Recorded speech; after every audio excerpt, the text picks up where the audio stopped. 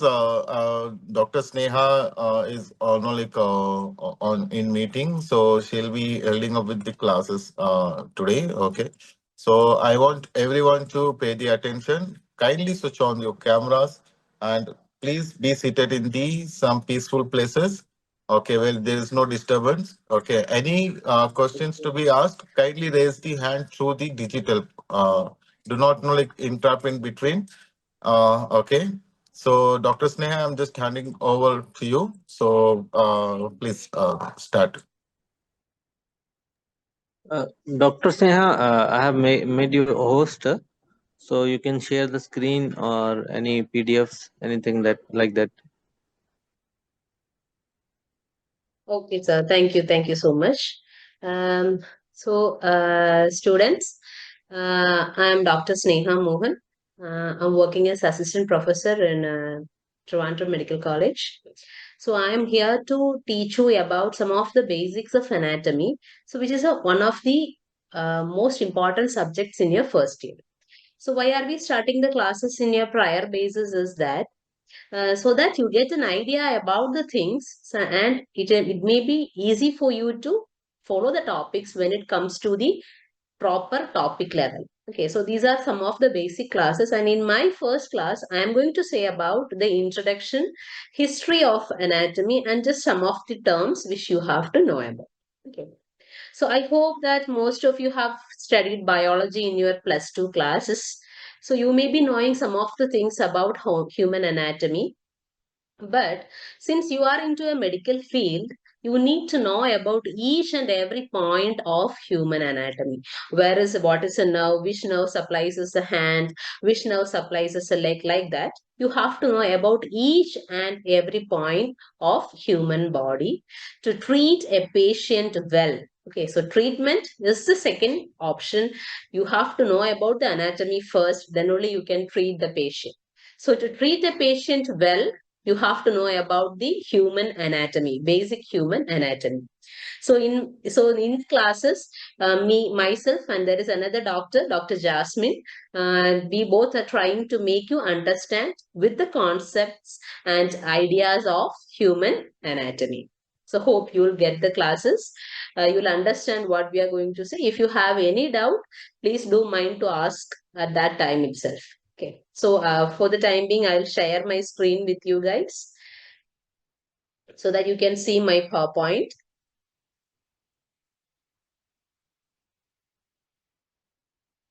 Okay, I hope you can see the PowerPoint. So today's class is. So today's class is a. Sorry. Is there any problem? So today's class is about introduction to anatomy. So what do you mean by anatomy? Anatomy is the science that deals with the structure of the body from macroscopic to microscopic level. Sorry, I have a chat. Okay, yeah, it was okay. Yeah. Okay.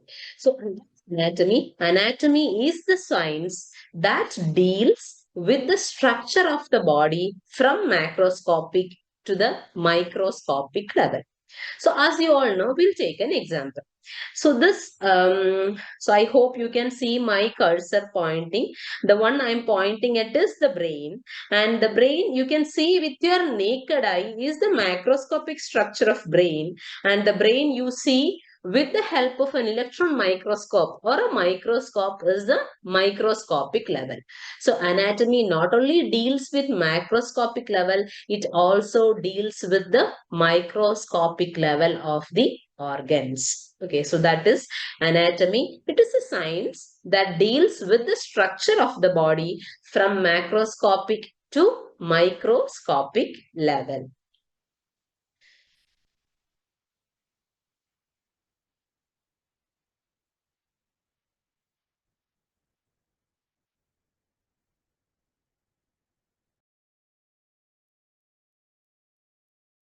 Anatomy class, hello. Sorry, 1 minute. My PowerPoint is not moving. Please wait. Yes, yes. Okay. So first we'll deal with the history of, so before that, so what does the term anatomy means? The term anatomy was derived from a Greek word which means to cut up or to dissect. So what we are dissecting? We are actually dissecting a human cadaver. So what do you mean by a cadaver? Cadaver is actually a dead body which is preserved in formalin. So after death, some people will donate the body for educational purposes. We will take that body, we will preserve it in formalin, and then we will use it for study purpose. So cutting that body is that mean by to dissect. So what we are dissecting? We are dissecting the human cadavers. So anatome means to cut up or to dissect. So coming to the history of anatomy. So this great man coined the term anatomy, and this man is Aristotle. So you might have heard of his name. So Aristotle coined the term anatomy. And Andreas Vesalius is a man who is called as the father of modern anatomy. So we have an ancient anatomy and a modern anatomy. What we students and now we teachers are following is the modern anatomy. So the father of modern anatomy is Andreas Vesalius. So the man who coined the term anatomy was Aristotle, and the father of modern anatomy is Andreas Vesalius. Okay, so these questions are actually will come as an MCQ question when you complete your study in that in wherever you are going, and you'll come back. If you come back to India, you have to write an exam. I hope you know that. That is an FMG entrance exam. So in that entrance exam, one of the year, this was the question. So that was, who is called as the father of modern anatomy? So the answer was Andreas Vesalius. Okay, so this is one of the frequently asked MCQ question, father of modern anatomy. So since we have dealt with the history of anatomy, now we'll see about the subdivisions of anatomy.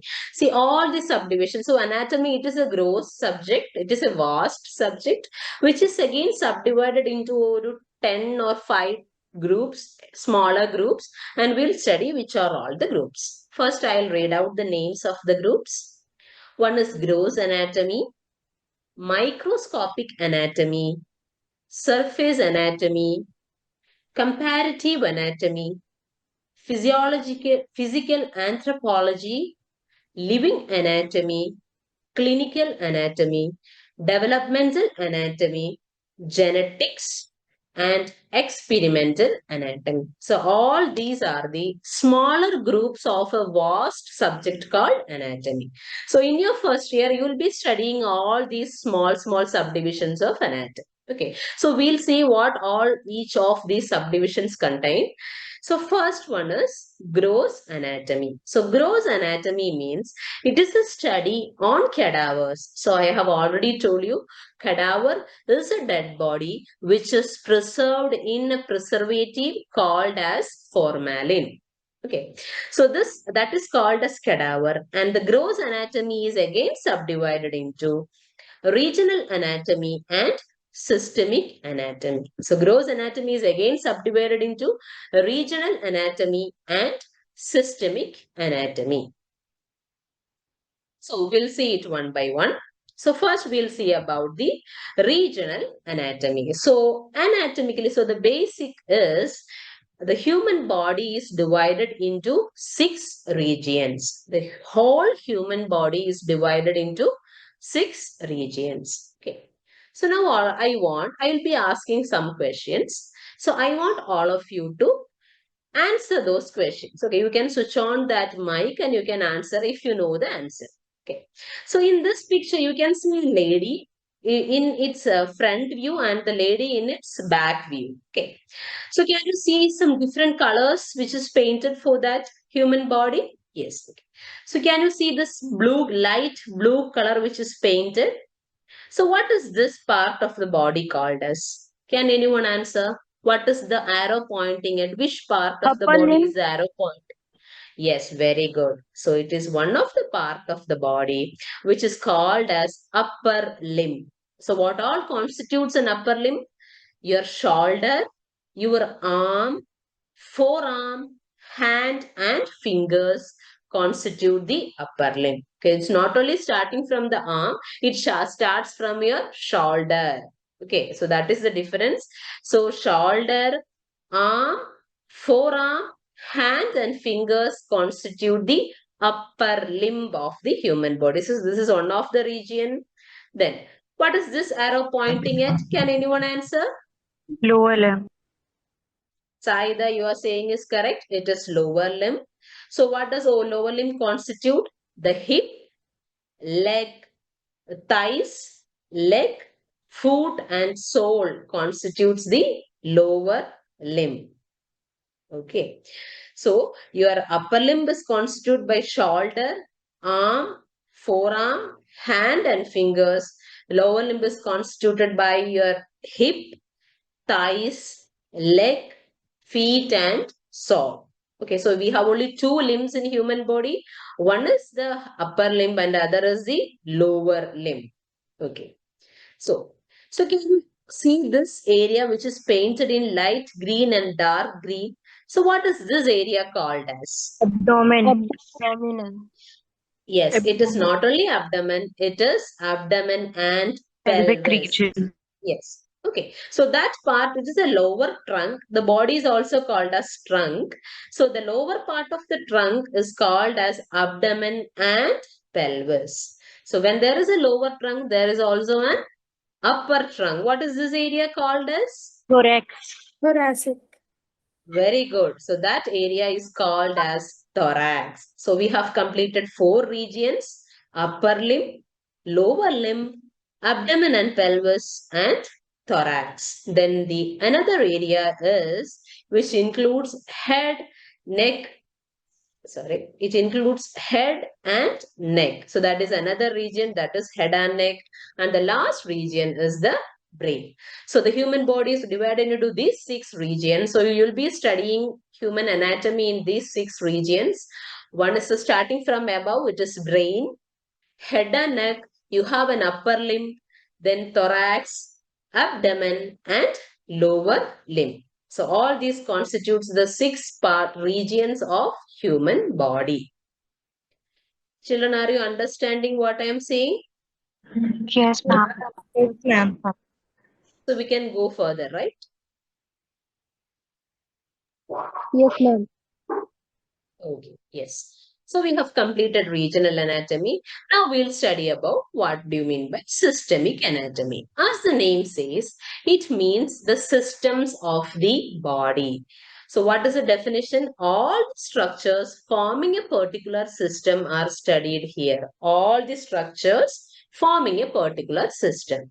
So I have written an example. Heart and blood vessels. They constitute the cardiovascular system. So now there is another system called as respiratory system, which is formed by the structures involved in respiration. Can you tell me the main organ of respiration? Name of the main organ? Lungs. Lungs. Very good, it is lungs. Okay. So the next system is digestive system, which means the structures which is formed by the structures involved in digestion. So mainly you know the parts, I think it is the stomach, duodenum, jejunum, small intestine, large intestine all constitutes the digestive system. Then there is another system called as nervous system, which includes the study of nervous tissue.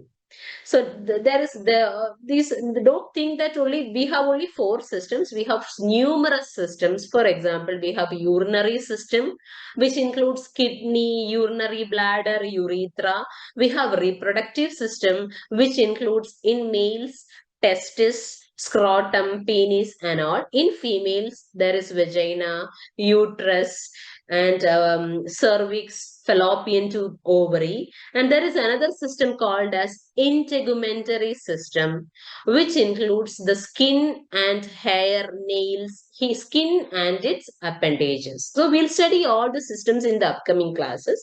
So I have noted only the particular examples for the systemic anatomy.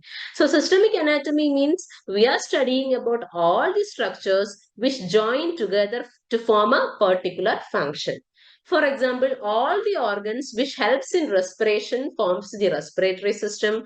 All the organs which help in digestion forms the digestive system. Okay. Yes. So now coming to the important part of anatomy subdivision, that is microscopic anatomy. And the another term for microscopic anatomy is histology. So histo means cell. So what are we studying in this? We are studying at the cellular level of a structure. So study of structures with help of microscope, and that is the cellular level. So we are studying here about the cell and a tissue. So that term is called as microscope. Micro means very small. So that we can't see with the naked eye. So that we have to use a microscope. So that part of anatomy is the microscopic anatomy. So you can see what organ is it shown in the image? Kidney. Kidney. Sorry, I can't hear you. Can you please be louder? Kidney. It is kidney. Okay, so it is a bean-shaped organ, more like a kidney.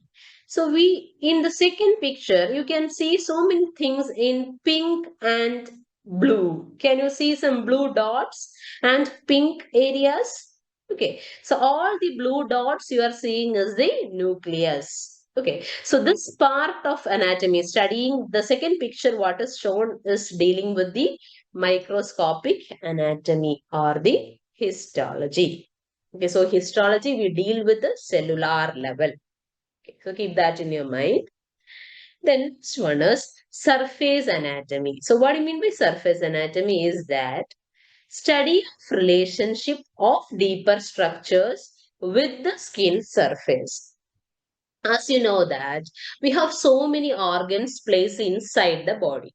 So when a patient comes to you and says that that patient is having a problem in the lungs, you cannot dissect the live patient and see what is inside the lungs. Okay. So for that, you have to know about the location of lungs through the skin surface. So that part of anatomy is called as surface anatomy. So how do you do that? How do you know that this organ is placed in this part of the body? You will do a physical examination. So that part of anatomy is called as surface anatomy. Okay. So next one, as the name says, it is comparative anatomy. So you can see that. You can see a dog, you can see a lower mammal, human, and an ostrich. So study of changes that have taken during evolution. So we have so many different parts in a human body, but that is different in a lower animal and that is different in a humans. So study of changes that have taken during evolution is called as comparative anatomy. So we are comparing the changes happened in humans with the lower animals, how we are different from monkeys or apes, and what are the changes that have happened in, let's take an example. So we'll take a muscle. So that muscle will be placed in some part of the body in humans, which may be placed in some other part of body in lower animals. So the change that have happened during evolution is studied in comparative anatomy. Okay. So the next anatomy is physical anthropology. So physical anthropology means the study of physical characteristics of humans and its variations within different, sorry, 1 minute.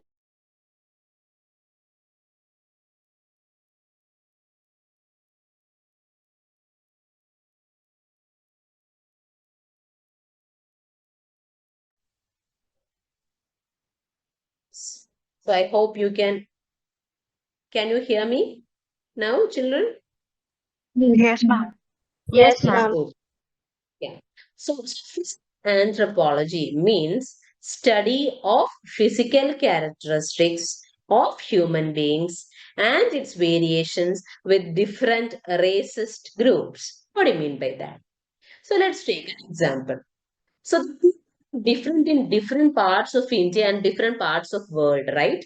So the Indian according to Indian culture, we may be looking different than the people from a Western culture. Okay, so studying about those physical characteristics of human beings are called as physical anthropology. So it is mainly used for medico-legal purposes. So in within India itself, some people from Karnataka, some people from Meghalaya, they are actually different in appearance and their physical strength. Okay, so studying about that far of differentiation is called as physical anthropology, and that is mainly used for medical legal purposes. Okay, so this part of anatomy that is actually coming as a postgraduate level, so you people need not know much about it.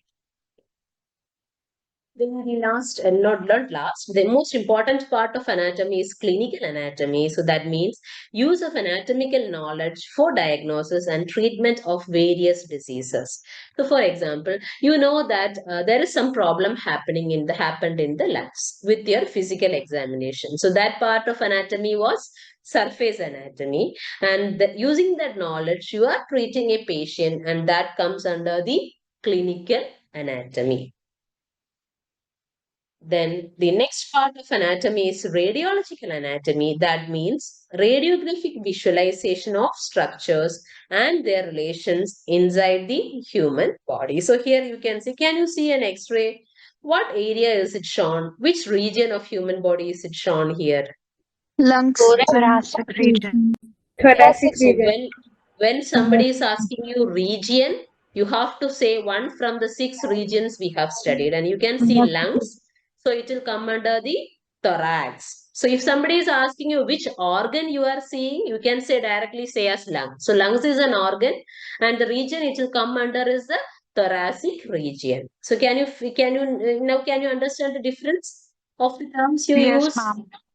Okay. Ma'am. Yeah. So so there is so many differences from a normal person saying the things and a professional people like us saying the things. Okay. So you have to include all these terms in your day-to-day life so that the way you speak feels professional. Okay. So you are actually into a very sacred profession, very divine professions. You have to behave so, and you have to talk in that way. Okay, so don't just say lungs, it is thoracic region. Okay, so everything you say has to be very professional. Okay, so that is radiological anatomy. Now this is one of the another important part, that is developmental anatomy or embryology. So as the name says, embryo means a fetus, and you can see the different stages of the embryo in this picture: 1 month, second month, until the ninth month. So the development it is dealing with, it is dealing with the intrauterine development of an individual. It is not the simple development, it is the development inside the uterus. So that is called as intrauterine development. Okay. So is it okay to continue with the class? Since the prayer is going on, do you need a break or something? No, No, ma'am, ma'am. you can No, ma'am. continue. We can Continue. continue. Okay, fine. All right, good.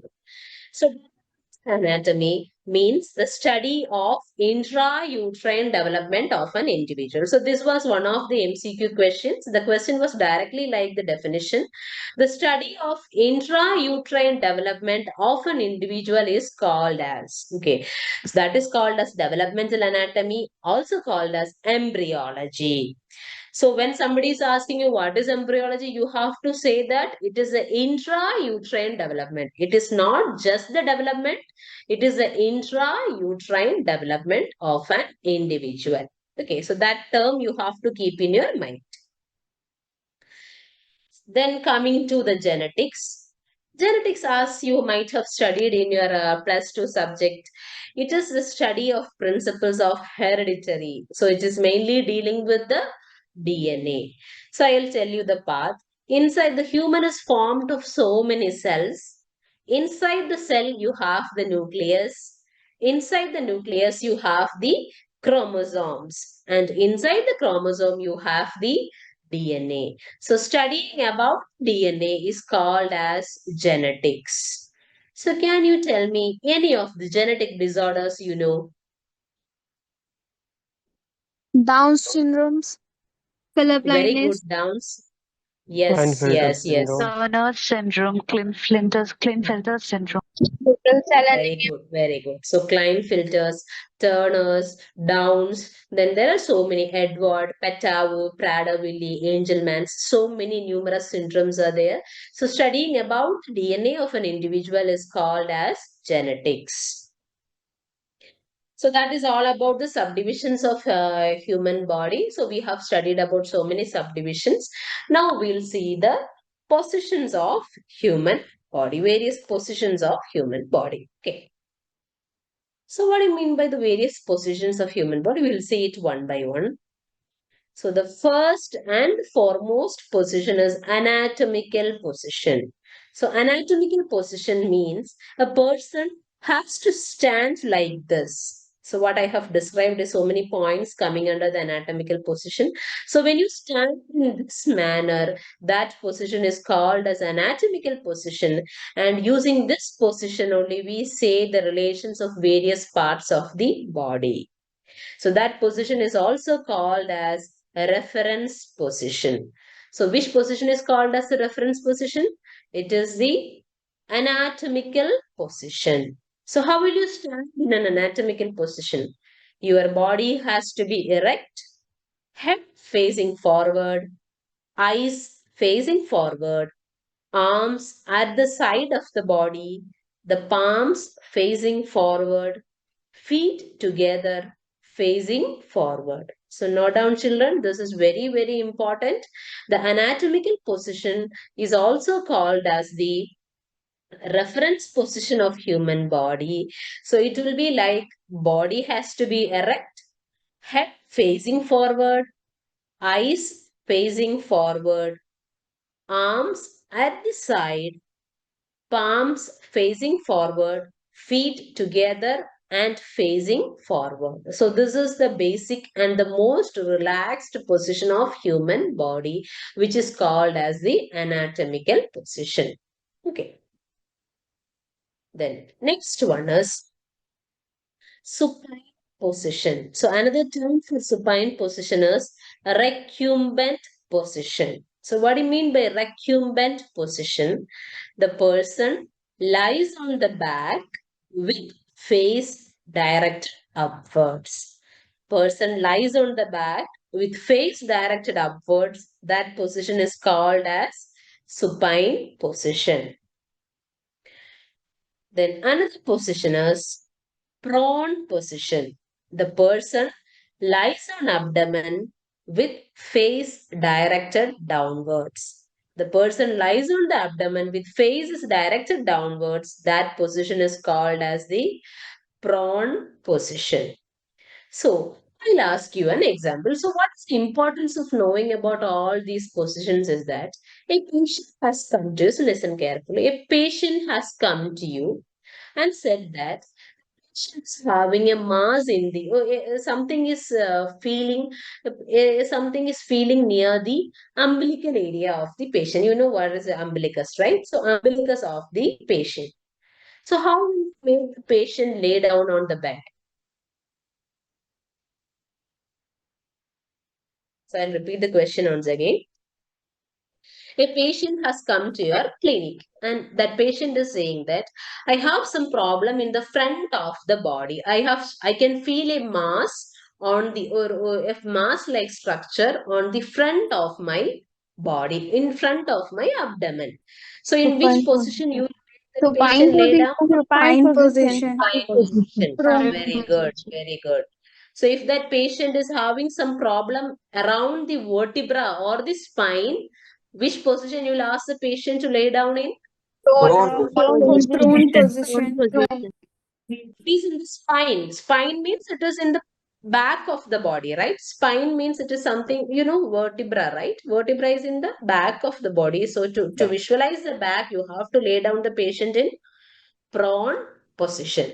So that is the importance where you have to know about the different positions of the body. Okay. So now the last position is lithotomy position. So the person lies supine with buttocks at the edge of table. The hip and knees are flexed. So you'll will study what is flexion. The bending is called as flexion, and they are moved away. So which area is easily seen in this? It is the genital areas. So just imagine patient is going to give birth to a baby, vaginal birth to a baby. So if that mother, which position you will ask that mother to be laying down in? Lithotomy position. Lithotomy position. Very good. And the exam question is a male patient has come to you with the mass in the anus. With the mass in the anus. Okay, or a tumor in the anus.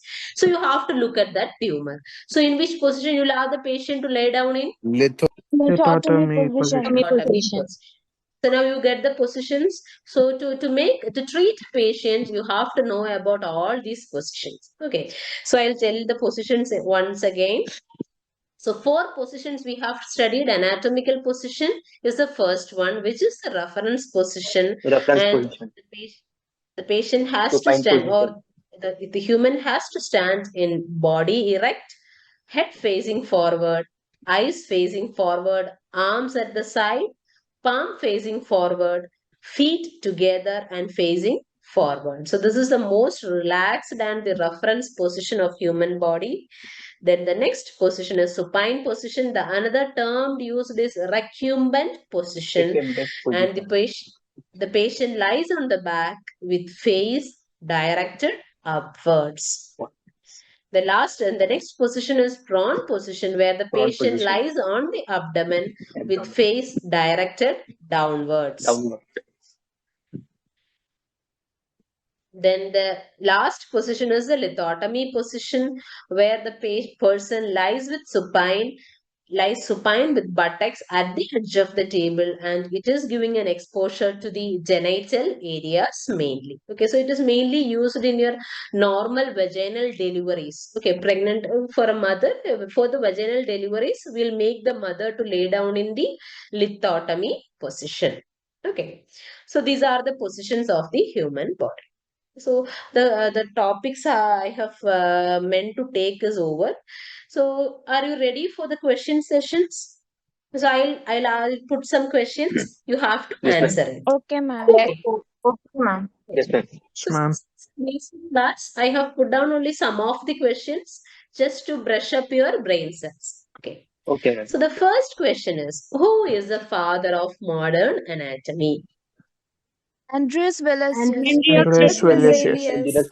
Yes, it is Andreas Vesalius or Vesalius. Andrews Vesalius. Then who was the man coined the term anatomy? Aristotle. Aristotle. Very good.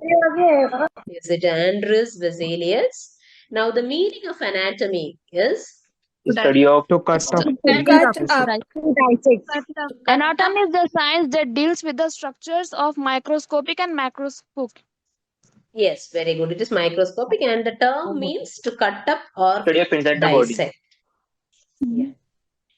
So, question is, cellular level of human body is called as Histology. histology. Another term is Microscopic anatomy. Microscopic. yes, microscopic anatomy, also called as histology. Histology. Okay. So the next question is, study of intranutrient development of an individual. Embryology. Embryology. Embryology, Embryology. also called as Developmental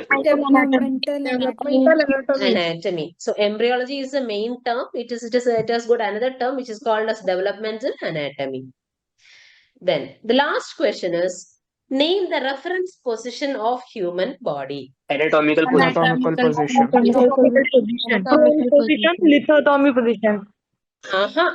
Anatomical Reference position. position. Anatomical position. No, the reference Anatomical. position is anatomical Anatomical position. position. So we have studied four positions: anatomical position, Position. supine Supine position, prone position. position, Prone and position and lithotomy position. Lithotomy position. Yes, in that anatomical position is the only reference position of human body. Why is it Human body. called as a reference position? Because all the organs, all the muscles, all the joints are most relaxed in this Right. position. Anatomical That Position. is why it is called as reference position. position. Did you get that? Yes, ma'am. Yeah. Yes, ma'am. Is there any doubt in today's class? No. No, ma'am. No. No.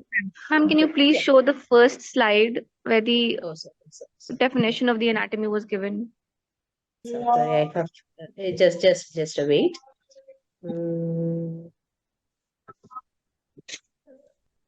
Yeah, the first slide, right? Yes. Can you see now? No, I ma'am. think I have not shared the screen. Just a minute, yeah. मैंने screen को share नहीं किया. Just a minute.